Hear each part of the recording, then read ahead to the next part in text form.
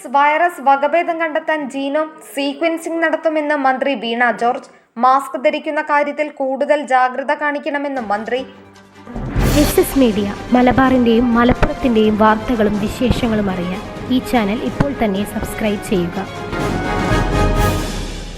Mpox രോഗം സ്ഥിരീകരിച്ച വ്യക്തിക്ക് പിടിപെട്ട വൈറസിന്റെ വകഭേദം കണ്ടെത്താൻ ജീനോം സീക്വൻസിംഗ് നടത്തുമെന്ന് സംസ്ഥാന ആരോഗ്യ കുടുംബക്ഷേമ വകുപ്പ് മന്ത്രി വീണ ജോർജ്. നിപ എംപോക്സ് രോഗപ്രതിരോധ പ്രവർത്തനങ്ങളുടെ ഭാഗമായി നിലവിലെ പ്രോട്ടോകോൾ അനുസരിച്ചുള്ള എല്ലാ പ്രവർത്തനങ്ങളും നടത്തിയതായും മന്ത്രി പറഞ്ഞു. എംപോക്സ് വൈറസിന്റെ 2B വകഭേദത്തിന് വ്യാപനശേഷി കുറവാണ്. എന്നാൽ ആഫ്രിക്കയിൽ കണ്ടെത്തിയ 1B വൈറസ് വകഭേദത്തിന് വ്യാപനശേഷി കൂടുതലാണ്. വൈറസിന്റെ വകഭേദം കണ്ടെത്തിയാൽ വ്യാപനശേഷി മനസ്സിലാക്കി ആവശ്യമെങ്കിൽ കൂടുതൽ നടപടികൾ സ്വീകരിക്കാനാവുമെന്നും മന്ത്രി പറഞ്ഞു. എംപോക്സ് ബാധിച്ച രോഗിയുടെ നില തൃപ്തികരമാണ്.